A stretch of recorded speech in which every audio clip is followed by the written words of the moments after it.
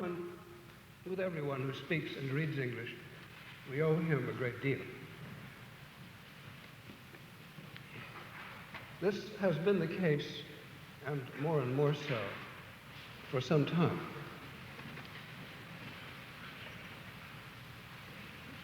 In 1930, Faber and Faber printed poems by W.H. Auden in a gray-blue paper cover and well-bitten black type. Both in England and here, people who read it realized that a new style had appeared in English verse. A new style and a new shiver. It came of a young man's waking up to an intensely problematic existence. He found words and images in this, for this.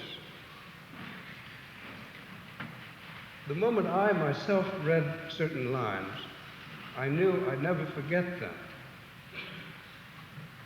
Lines like these, for instance. Always the following wind of history, of others' wisdom, makes a buoyant air, till we come suddenly on pockets where is nothing loud but us.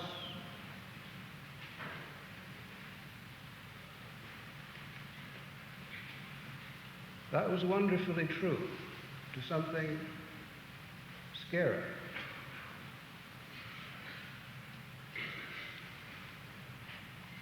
Other lines were more oblique and more cryptic, but they were right in not suggesting any order that was out of character. In fact,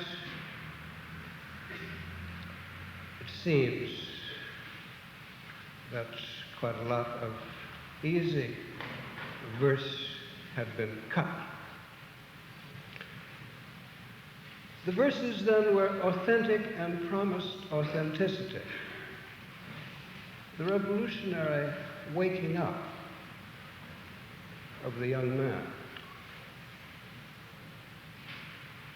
But neither then nor later did the writer's conscience allow him a propagandizing cheapness.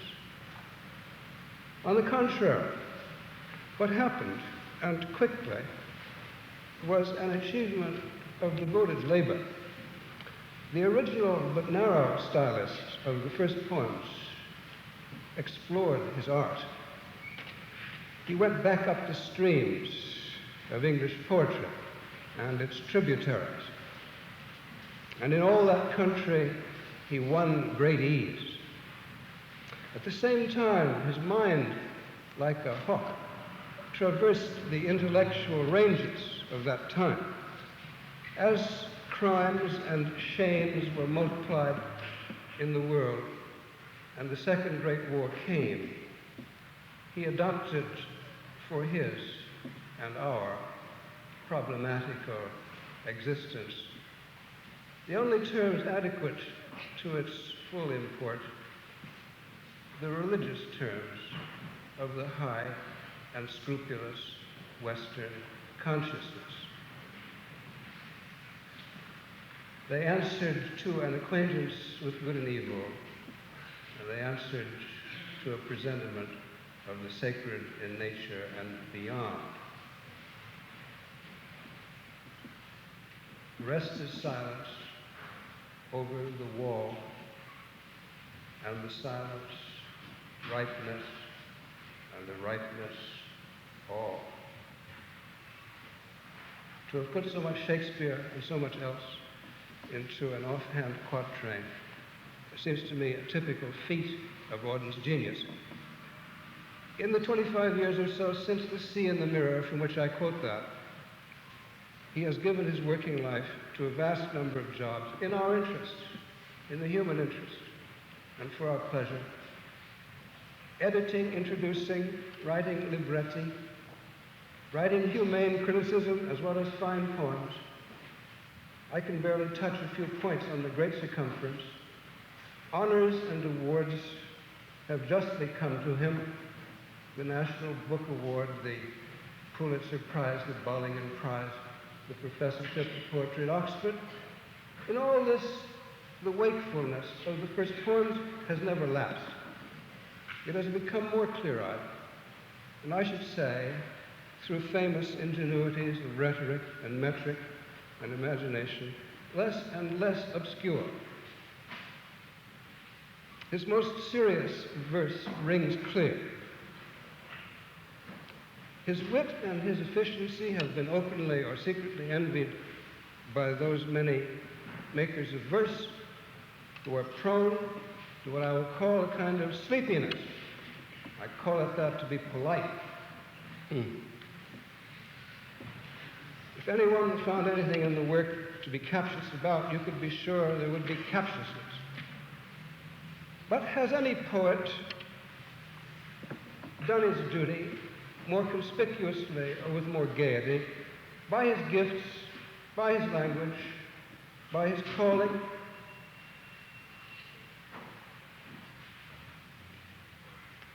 His new book contains perfect things.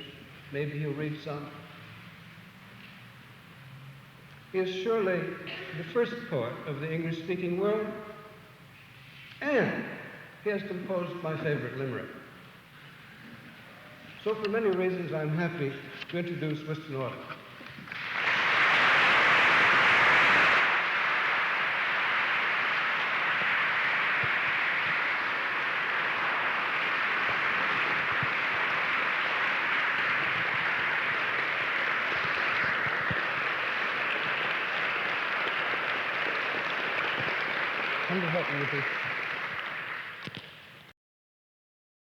Well, I don't think I know how to work it.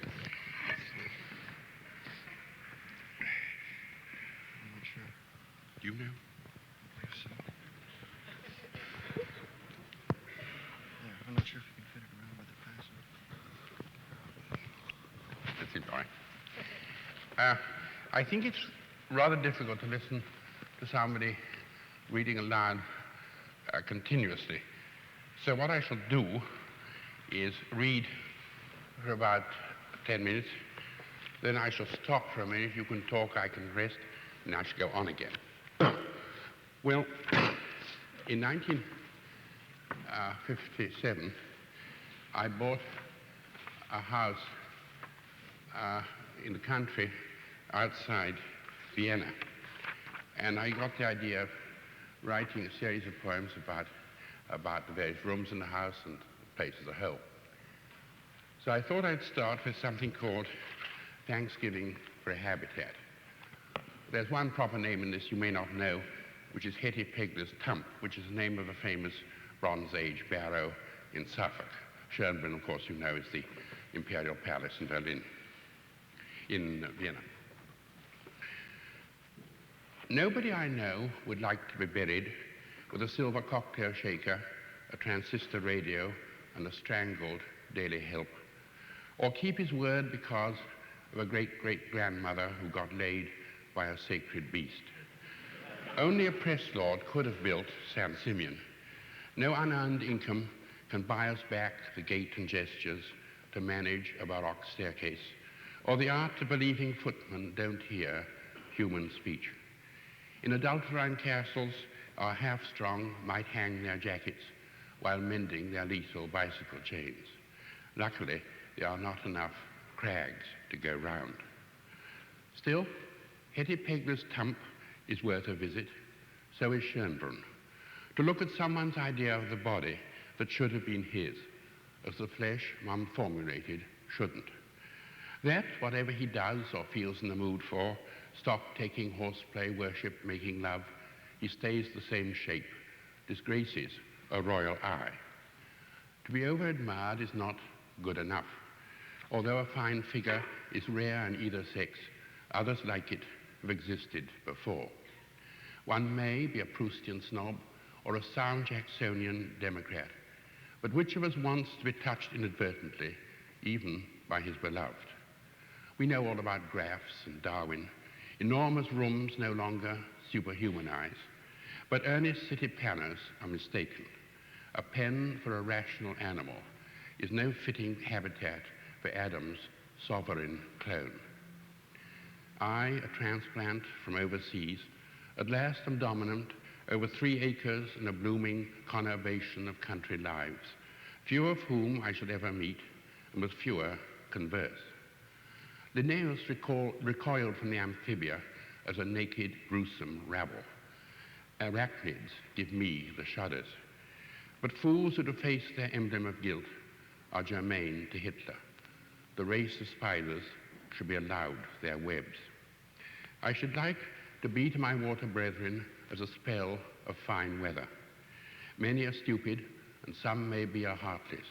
But who is not vulnerable, jealous, easy to scare, and jealous of his privacy? I'm glad the blackbird, for instance, cannot tell if I'm talking English, German, or just typewriting, that what he utters I may enjoy as an alien rigmarole. I shall not end down any esophagus, though I may succumb to a filter-passing predator. Shall anyhow stop eating, surrender my smidge of nitrogen to the world fund with a drawn-out O, unless at the nod of some jittery commander I be translated in a nanosecond to a cc of poisonous nothing in a Geiger death. Should conventional blunderbuss war and his routiers invade my bailiwick, I shall, of course, assume the submissive posture. But men are not wolves, and it probably won't help. Territory, status, and love, sing all the birds, are what matter. What I dared not hope or fight for is, in my 50s, mine. A toft and croft, where I needn't ever be at home to those I am not at home with. Not a cradle, a magic Eden without clocks, and not a windowless grave, but a place I may go both in and out of. Well, in this village was the home of one of the most distinguished Austrian poets of the century, Josef Weinheber. When the Nazis first came in, he was rather in favor of them. They tried to take him up, but he soon found it wasn't so nice, and he committed suicide in 1945. There's one other person mentioned in this poem, who was Franz Jägerstätter. He was a simple Austrian peasant, very pious Catholic, who decided he couldn't fight for Hitler. He stood absolutely alone. His confessor, his bishop, everybody told him it wasn't his business to make political judgments. He must look after his family. He thought otherwise, and as a result, in 1943, he was beheaded. There's another, possibly I should mention that in the year in which I bought this house, there's a reference to it, there was a famous year in history of physics when it was discovered that all physical reactions are not symmetrical. It's referred to as the fall of parity. There are 3 phrases in German. The first is in Viennese dialect, im Ruhe lassen, which means leave us alone, which is what Weinheber said to Goebbels when Goebbels asked him what he could do for the culture of Austria. And then there are 2 passages from poems by Weinheber. Dies alles ist furchtbar hier, nur schweigen gemäß, which means all this is dreadful, here only silence is appropriate. And lastly, den Abgrund zu nennen, which means to give a name to the abyss. Reaching my gate, a narrow lane from the village passes on into a wood. When I walk that way, it seems befitting to stop and look through the fence of your garden where, under the circs they had to, they buried you like a loved old family dog. Categorized enemies 20 years ago, now next-door neighbors, we might have become good friends, sharing a common ambit and love of the word. Over a golden cremsa had many a long language on syntax, commas, versification. Yes, it has to be said, men of great damage and mal-engine took you up. Did they for long, though, take you in, who to Goebbels' offer of culture countered in Rohrlossen, but ragtag bobtail prefer a stink, and the young condemn you unread. What had you ever heard of Franz Jägerstätter, some ruddy good peasant who said his lonely nine to the Aryan state and was beheaded? Would your heart, as Austrian poet, have told you? Good care, of course, was taken. You should hear nothing. Be unprepared for a day that was bound to come, a season of dread and tears and dishevelment, when, transfixed by a nightmare, you destroyed yourself. Retribution was ever a bunker at it. Dies alles ist furchtbar, hier noch schweigen gemäß. Unmarked by me, unmourned for, the hour of your death, unhailed by you the moment when, Providence led, I first beheld Kirstetten on a pouring, wet October day in a year that changed our cosmos, the annus mirabilis, when parity fell. Already the realms that lost were properly warm and overeating, their crimes the pedestrian private sort, those nuisances, corpses and rubble long carted away. For their raped, the shock was fading, their kidnapped physicists felt no longer homesick. Today we smile at weddings where bride and bridegroom were both born since the shadow lifted, or rather moved elsewhere.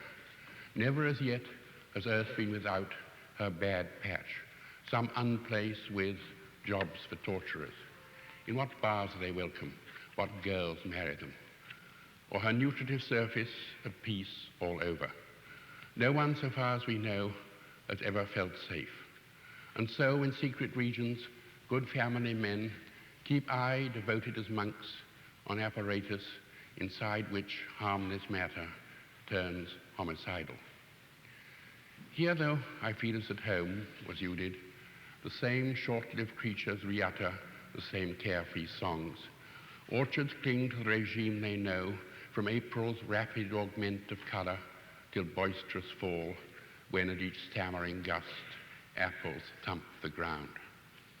Looking across our valley, where, hidden from view, Sicklebuck tottles westward to join the Pershling, humanely modest in scale and mild in contour, conscious of grander neighbors to bow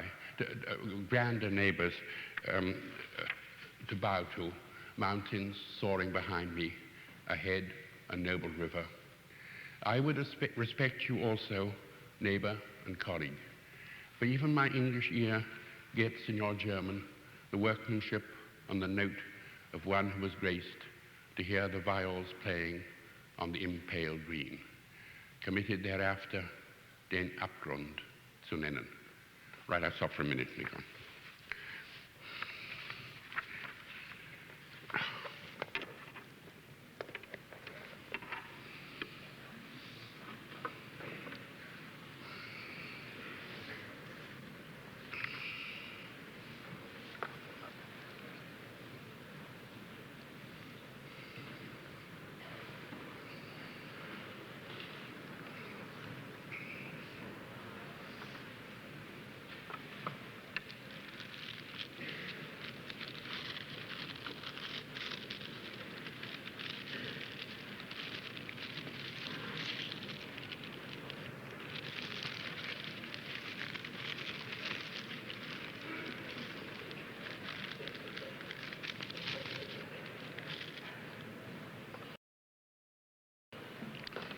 Well, as I suppose you could call Harvard the Oxford of America, so I thought I would read you a poem I wrote when my old tutor at Oxford retired in 1966.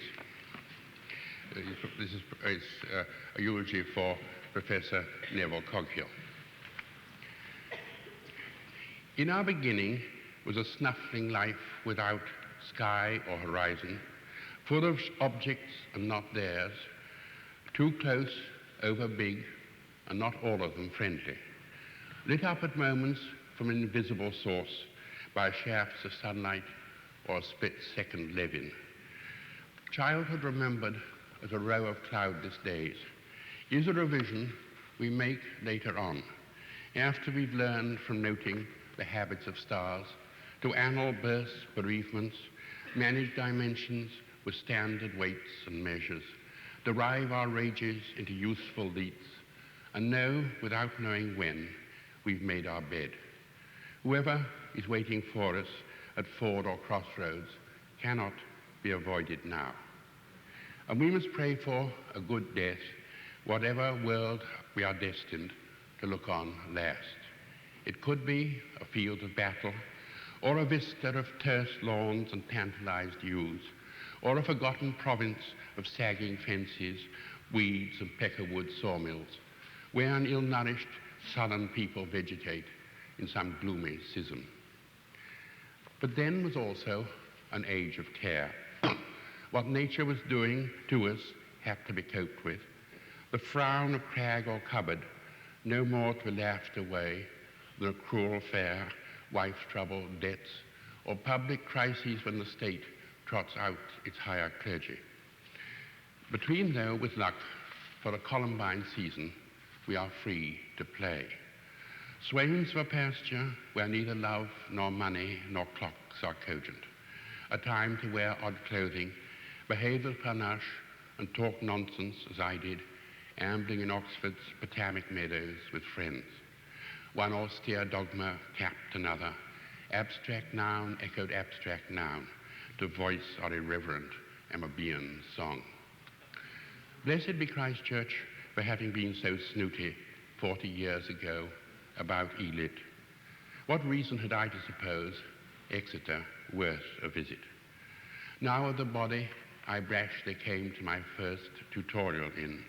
Not a molecule remains, but to its mind's eye, optically definite, is our meeting still.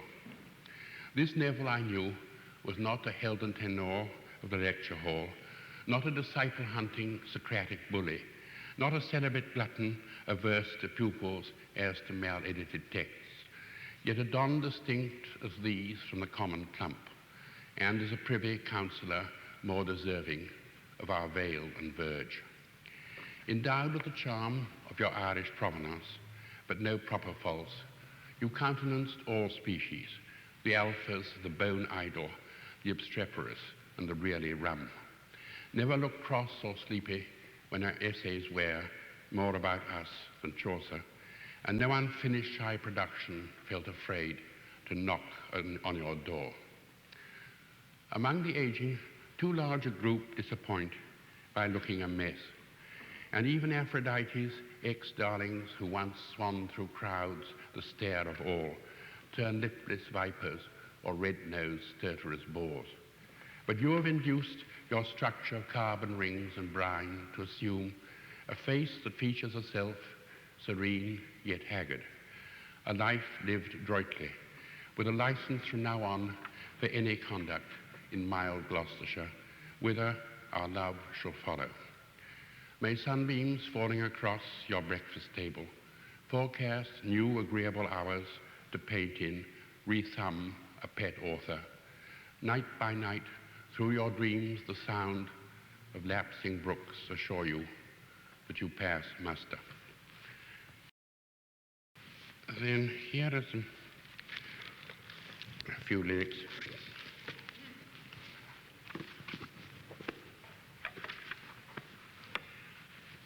Now the leaves are falling fast, nurse's flowers will not last. Nurses to the graves are gone, but the prams go rolling on. Whispering neighbours left and right, dauntless from our true delight, able hands are forced to freeze, derelict on lonely knees. Close behind us on our track, dead in hundreds, cry alack, arms raised stiffly to reprove in false attitudes of love. Scrawny through a plundered wood, trolls run scolding for their food. Owl and nightingale are dumb, and the angel will not come. Clear, unscalable ahead, rise the mountains of instead, from whose cold cascading streams none may drink except in dreams. Jumbled in the common box of their dark stupidity, orchid, swan, and Caesar lie. Time, the tires of everyone, has corroded all the locks, thrown away the key for fun. In a cleft a torrent mocks, prophets who in days gone by made a profit on each cry, persona grata now with none. And a jackass language shocks poets who can only pun. Silence settles on the clocks, nursing mothers point a sly index finger at the sky, crimson in the setting sun. In the valley of the fox gleams the barrel of a gun. Once we could have made the docks, now it is too late to fly. Once too often you and I did what we should not have done. Round the rampant, rugged rocks, rude and ragged rascals run. Then this is called The Fall of Rome. The piers are pummeled by the waves. In a lonely field the rain lashes an abandoned train. Outlaws fill the mountain caves. Fantastic grow the evening gowns. Agents of the fisc pursue absconding tax defaulters through the sewers of provincial towns. Private rites of magic send the temple prostitutes to sleep. All the literati keep an imaginary friend. Cerebrotonic Cato may extol the ancient disciplines, but the muscle-bound marines mutiny for food and pay. Caesar's double bed is warm. As an unimportant clerk writes, I do not like my work, on a pink official form. Unendowed with wealth or pity, little birds with scarlet legs, sitting on their speckled eggs, eye each flu-infected city. Altogether elsewhere, vast herds of reindeer move across miles and miles of golden moss, silently and very fast. And this is one that those of you who know Mozart's opera, The Magic Flute, remember that the hero, Prince Tamino, and the heroine, Princess Pamina, in order to qualify for the Temple of Zoroaster, have to go through the trials by fire and water. When rites and melodies begin to alter modes and times, and timid barflies boast aloud of uncommitted crimes, and leading families are proud to dine with their black sheep, what promises, what discipline, if any, will love keep? So roared fire on their right, but Tamino and Pamina walked past its rage, sighing oh, in timeless fermatas of awe and delight. Innocent? Yes. Ignorant? No. Down the grim passage. When stinking chaos lifts the latch and Grotta backward spins, and Helen's nose becomes a beak, and cats and dogs grow chins, and daisies claw and pebbles shriek, and form and colour part, what swarming hatreds then will hatch out of love's riven heart. So hissed water on their left, but Pamina and Tamino opposed its spite, with his worship, with her sweetness. Oh, look now, see how they emerge from the cleft. Frightened? No. Happy? Yes. Out into sunlight. And the last of these, see if I can find it. Yes. A cloudless night like this can set the spirit soaring. After the tiring day, the clockwork spectacle is impressive in a slightly boring 18th century way. It soothed adolescence a lot to meet so shameless a stare. The things I did could not be as shocking as they said, if that would still be there after the shocked were dead. Now I'm ready to die, but already at the stage when one starts to resent the young.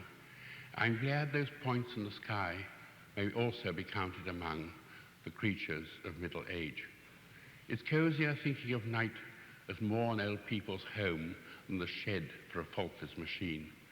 The red Precambrian light is gone like imperial Rome, or myself at 17. Yet however much we may like the stoic manner in which the classical authors wrote, only the young and the rich have the nerve or the figure to strike the lacrimae rerum note. For the present stalks abroad like the past and is wronged again, whimper and are ignored, and the truth cannot be hid. Somebody chose their pain, what needn't have happened did. Occurring this very night by no established rule, some event may already have hurled its first little no at the right of the laws we accept to school our post-diluvian world. But the stars burn on overhead, unconscious of final ends, as I walk home to bed, asking what judgment waits my person, all my friends, and these United States. Right, I stop for me.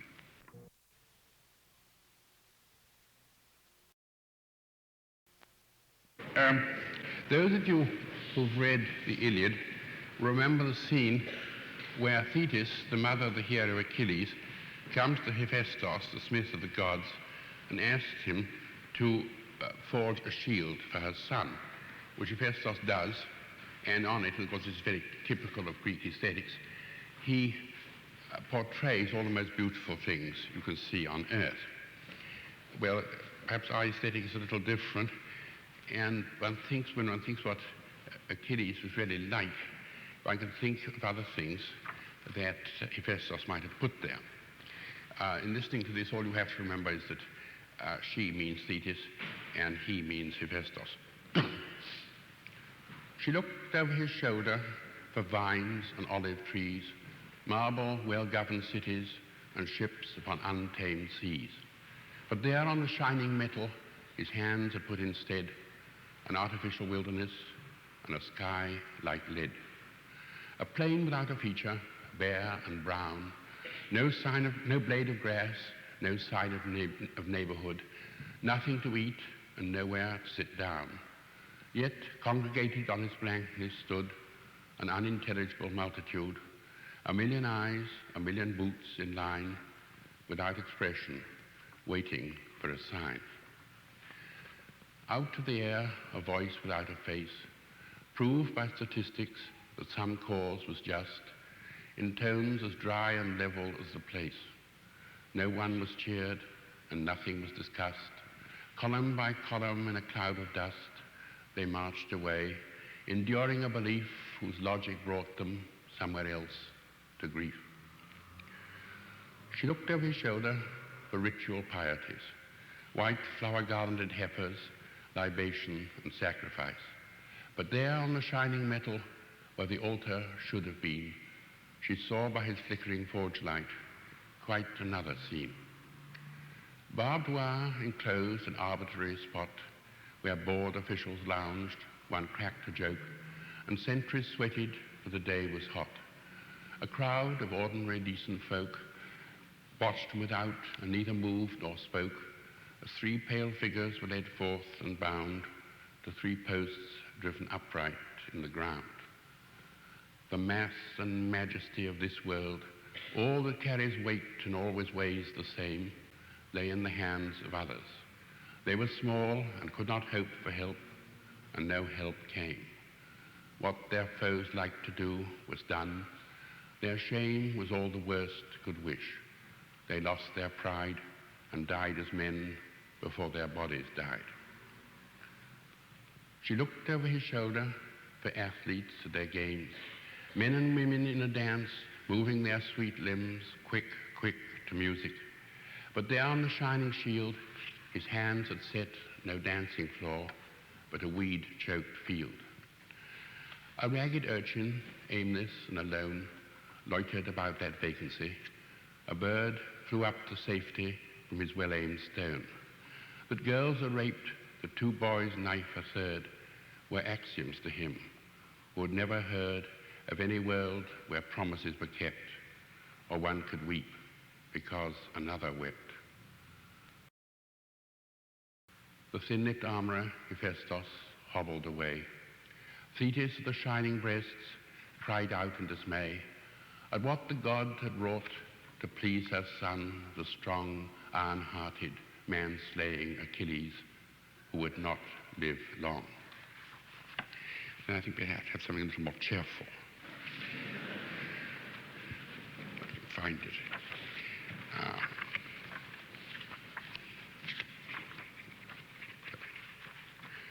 It won't be moved.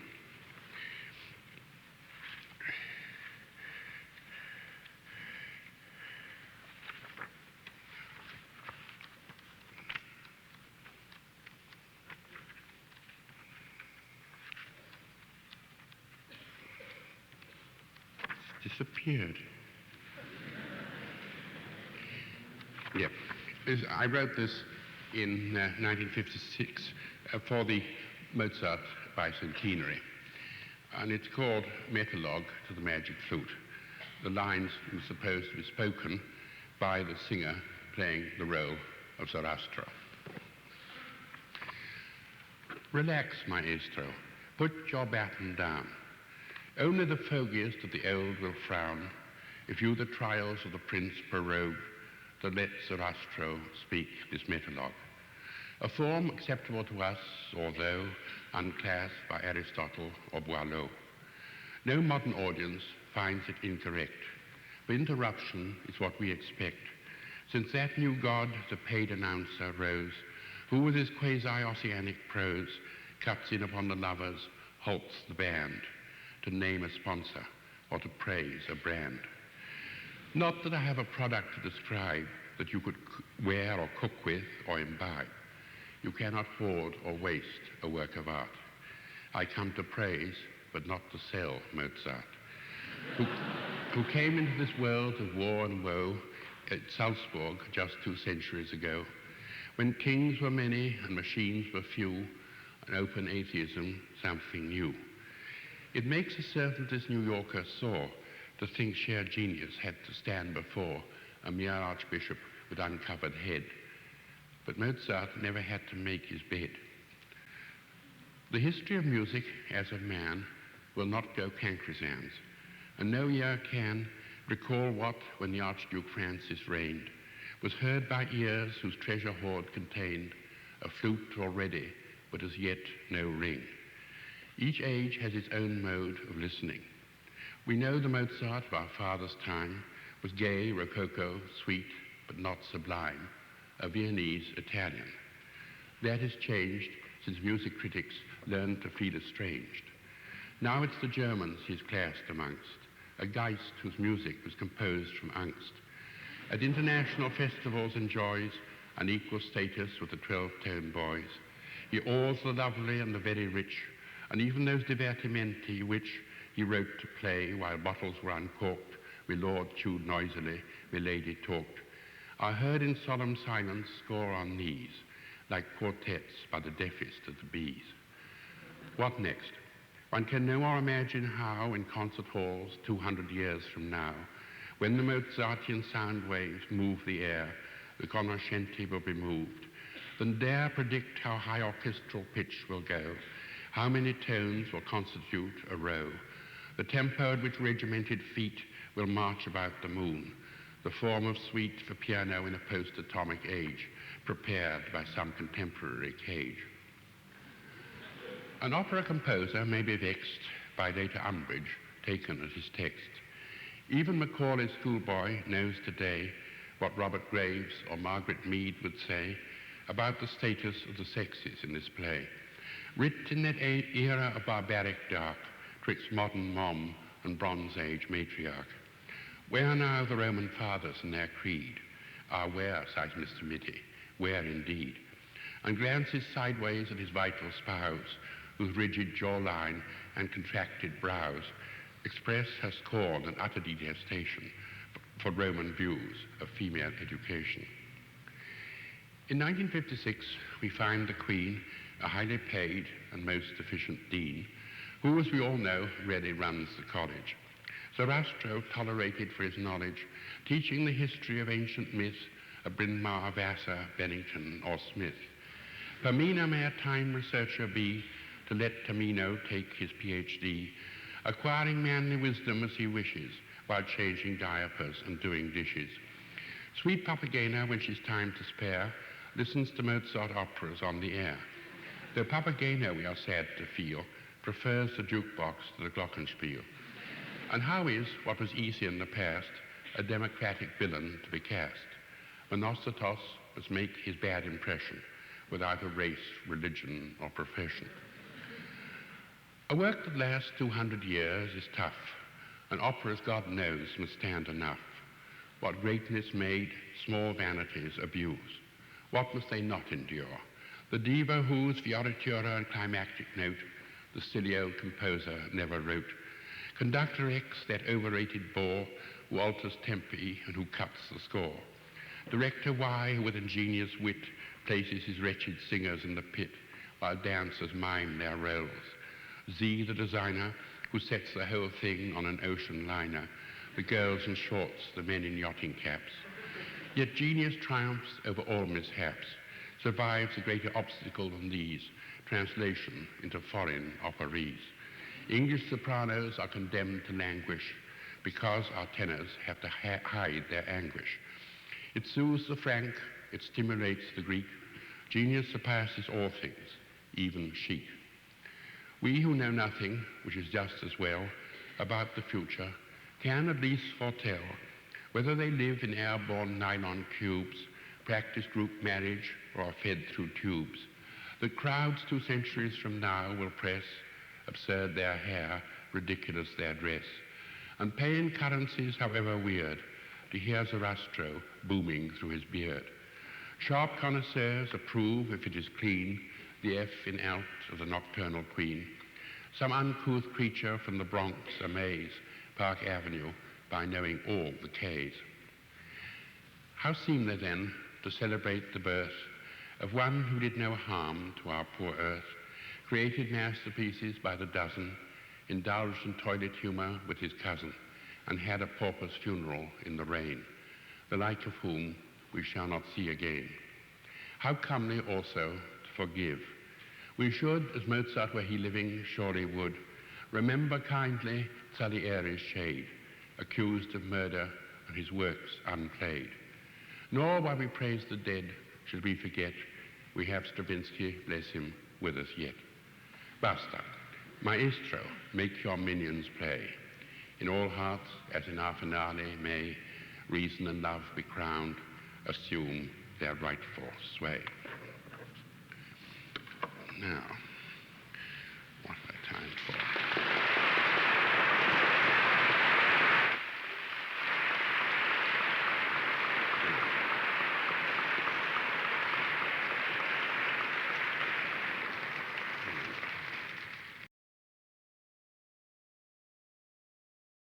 Oh, here, I found them.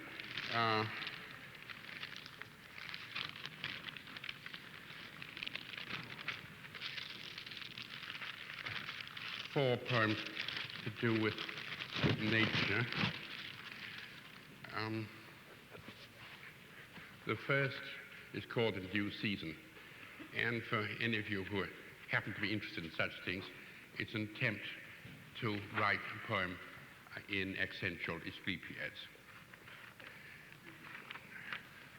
Springtime, summer, and fall, days to behold the world, antecedent to our knowing, where flowers think theirs concretely in scent, colours, and beasts the same age all over pursue dumb horizontal lives, on one level of conduct, and so cannot be secretary to man's plot to become divine. Lodged in all as a set metronome, thus in May, bird babes still in the egg, click to each other hatch. June-struck cuckoos go off pitch when obese July turns earth heating up, unknotting their poisoned ropes, vipers move into play. Warned by October's nip, younger leaves to the old give the releasing draft. Winter, though, has the right, tense for a look indoors, at ourselves and with first names to come face to face. Time for reading of thoughts, time for the trying out of new meters and new recipes, proper time to reflect on events noted in warmer months, till transmuted they take part in a human tale. There, responding to our cry for intelligence, nature's mask is relaxed into a mobile grin. Stones, old shoes come alive, born sacramental signs, nod to us in the first person of mysteries they know nothing about, bearing a message from the invisible soul source of specific things.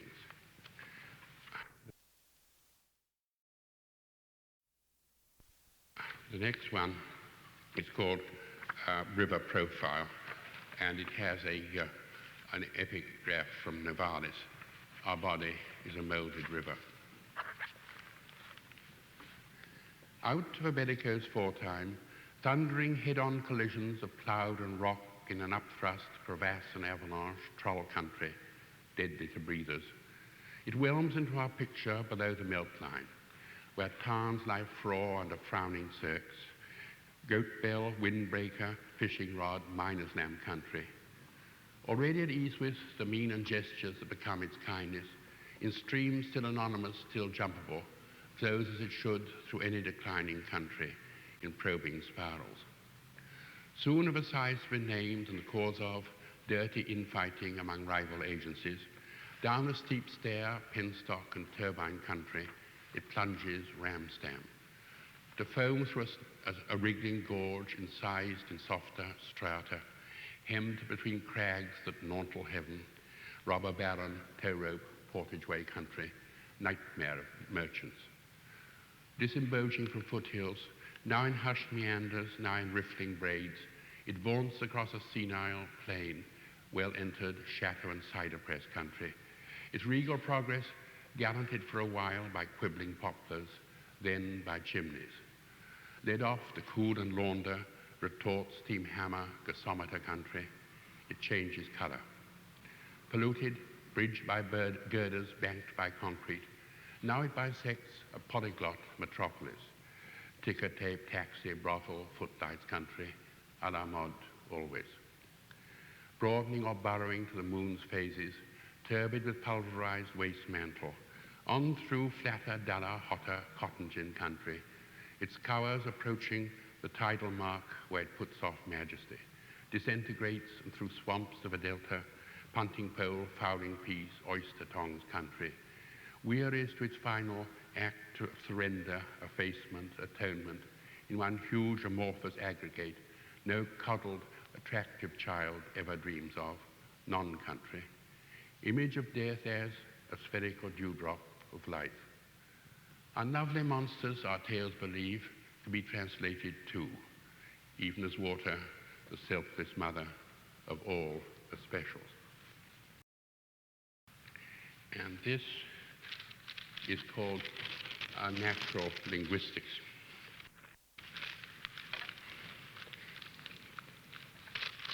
Every created thing has ways of pronouncing its own hood, basic and used by all, even the mineral tribes, is the hieroglyphical koine of visual appearance, which, though it lacks the verb, is, when compared with our own heaviest lexicons, so much richer and subtler in shaped nouns, color adjectives, and apt prepositions of place. Verbs are known to the flowers who issue imperative odors, which with their taste for sweets, insects are bound to obey. Motive too in the eyes of beasts is a language of gesture. Urban life is the last sadly impoverished hours. Signals of interrogation, friendship, threat, and appeasement, instantly taken in, seldom, if ever, misread. All who have managed to break through the primal barrier of silence into an audible world find an indicative am. Though some carnivores leaving messages written in urine use a preterite was, none can conceive of a will, nor have they ever made subjunctive or negative statements, even cryptics whose lives hang upon telling a fib. Rage and grief they can sing, not self-reproach or repentance, nor have they legends to tell, though their respect for a right is more pious than ours, for a complex code of releases trains them to walk in the ways which their ancestors trod. Some of these codes remain mysteries to us. For instance, fish who travel in huge, loveless, anonymous turbs. What is it keeps them in line? Our single certainty is that minnows deprived of their four brains go it gladly alone. Since in their circles it's not good form to say anything novel, none never stutter on air, guddling in vain for a word. None are at loss for an answer. None, it seems, are bilingual. But if they cannot translate, that is the ransom they pay for just doing their thing, not greedily trying to publish all the world as we do into our picture at once. If they have never laughed, at least they have never talked drivel, never tortured their own kind for a point of belief, never marching to war inflamed by fortissimo music, hundreds of miles from home, died for a verbal whereas. Dumb we may call them, but surely our poets are right in assuming all would prefer that they were rhetorize at than about. And the last one of this lot is called A New Year Greeting. On this day, tradition allots to taking stock of our lives. My greetings to all of you, yeasts, bacteria, viruses, aerobics and anaerobics. A very happy new year to all for whom my ectoderm is as Middle Earth to me. For creatures your size, I offer a free choice of habitat. So settle yourself in the zone that suits you best, in the pools of my pores or the tropical forests of armpit and crotch, in the deserts of my forearms or the cool woods of my scalp. Build colonies. I will supply adequate warmth and moisture, the sebum and lipids you need, on condition you never do me annoy with your presence, but behave as good guests should, not rioting into acne or athlete's foot or a boil. Does my inner weather affect the surfaces where you live? Do unpredictable changes record my rocketing plunge from fairs when the mind is in tift and relevant thoughts occur, to fouls when nothing will happen and no one calls and it rains? I should like to think that I make a not impossible world, but at Eden it will not be. My gains, my purposive acts may turn to catastrophes there. If you were religious folk, how would your dramas justify unmerited suffering? By what myths would your priests account for the hurricanes that come twice every 24 hours, each time I dress or undress, when clinging to keratin rafts, whole cities are swept away to perish in space, or the flood that scalds to death when I bathe? Then sooner or later will dawn a day of apocalypse, when my mantle suddenly turns too cold, too rancid for you, appetizing to predators of a fiercer sort, and I am stripped of excuse and nimbus, a past subject to judgment. Then, here are 2 poems which...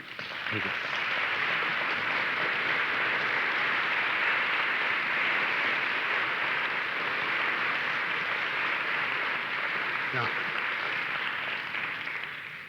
we hear a good deal about the generation gap, and here are 2 poems that have something to do with that. The first one is called Doggerel by a Senior Citizen.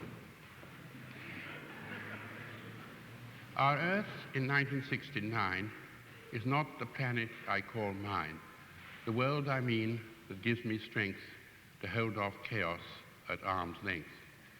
My Eden landscapes and their climes are constructs from Edwardian times, when bathrooms took up lots of space and before eating one said grace. The automobile, the aeroplane, are useful gadgets but profane. The enginery of which I dream is moved by water or by steam. Reason requires that I approve the light bulb which I cannot love. To me, more reverence commanding, a fishtail burner on the landing. My family ghosts I fought and routed. Their values, though, I never doubted.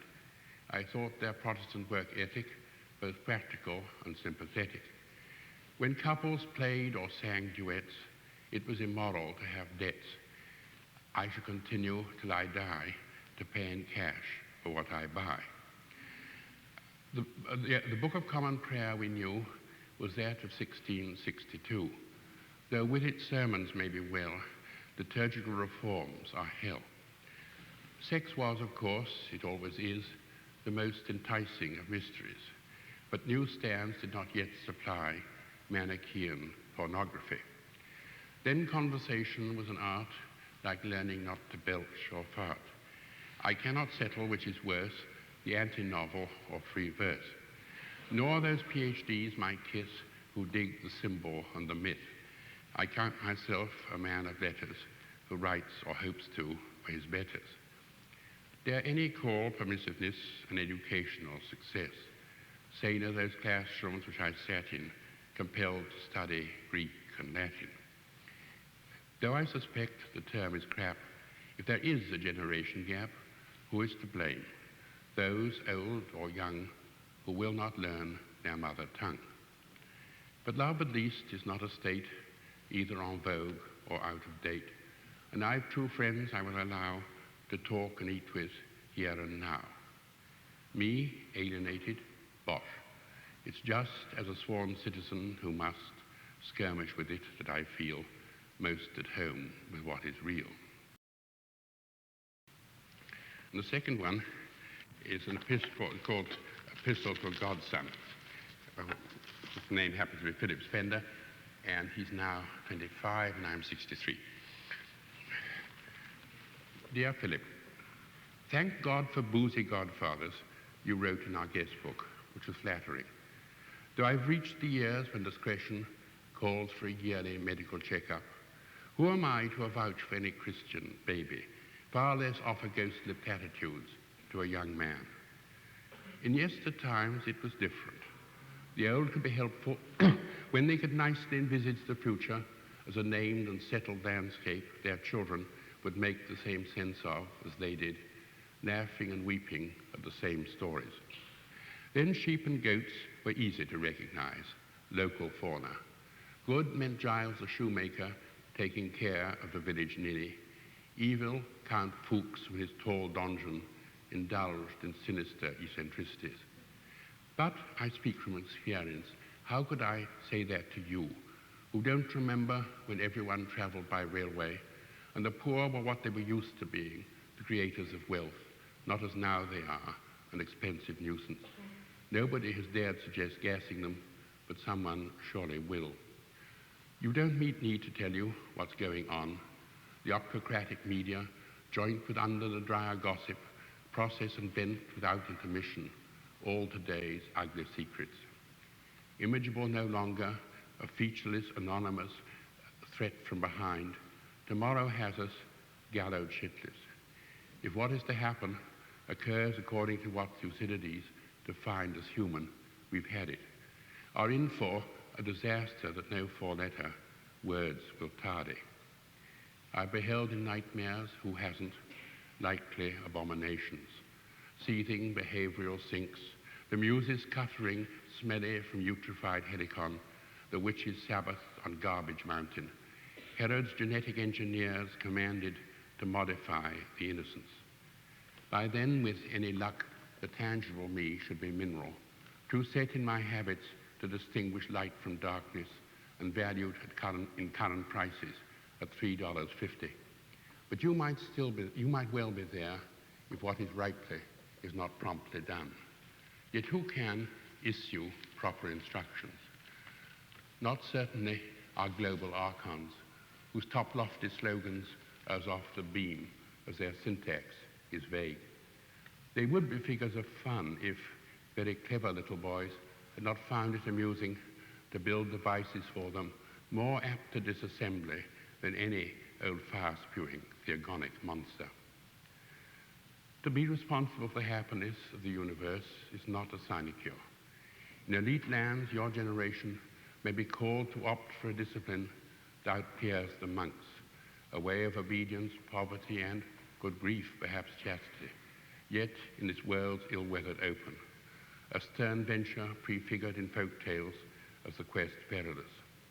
For such wayfarers, what should we write to give them the nourishment, warmth, and shelter they'll be in need of? Nothing obscene or unpleasant, only the unscarred, overfed, enjoy Calvary as a verbal event, nor satiric, no scorn will shame the adversary, nor shoddily made. To give a stunning display of concinnity and elegance is the least we can do, and its dominant note should be that of a carnival. Let us hymn the small but journal wonders of nature and of households, and then finish on a serio-comic note with legends of ultimate eucatastrophe, regeneration beyond the waters. But perhaps you think poems as foolish as most poets, would rather spend your spare moments romping around in Cantor's logical paradise, or beseeching such knotty points as, can we hang a robber who is not there, or what is the color of the number 3? Why not? All pleasures come from God. Since I am your godfather, I close this letter with some worldly maxims. Be glad your being is unnecessary, then turn your toes out as you walk here, and remember who you are, a spender. Then I'll finish with a topical poem.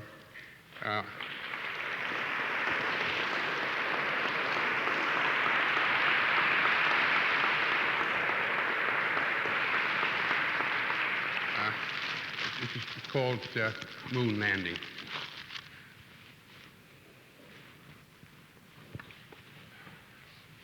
It's natural the boy should whoop it up for so huge a phallic triumph, an adventure it would never have occurred to women to think worthwhile, made possible only because we like huddling in gangs and knowing the exact time. Yes, our sex may in fairness hurrah the deed, although the motives that primed it were somewhat less than menschlich. A grand gesture, but what's its period? What does it os? We were always adroiter with objects and lives, and more facile at courage than kindness. From the moment the first flint was flaked, this landing was merely a matter of time. But ourselves, like Adam's, still don't fit us exactly. Modern only in this, our lack of decorum. Homer's heroes were certainly no braver than our trio, but more fortunate. Hector was excused the insult of having his valor covered by television. Worth going to see, I can well believe it. Worth seeing, nay. I once rode through a desert and was not charmed. Give me a watered, lively garden, remote from blatherers about the new, the Von Browns and their ilk, where on August mornings I can count the morning glories, where to die has a meaning and no engine can shift my perspective. Unsmudged, thank God, my moon still queens the heavens as she ebbs and falls, a presence to glop at. Her old man, made of grit, not protein, still visits my Austrian several with his old attachment, and the old warnings still have power to scare me. Hubris comes to an ugly finish. Irreverence is a greater oath than superstition. Our apparatchiks will continue making the usual squalid mess called history. All we can pray for is that artists, chefs, and saints may still appear to blight it. Thank you.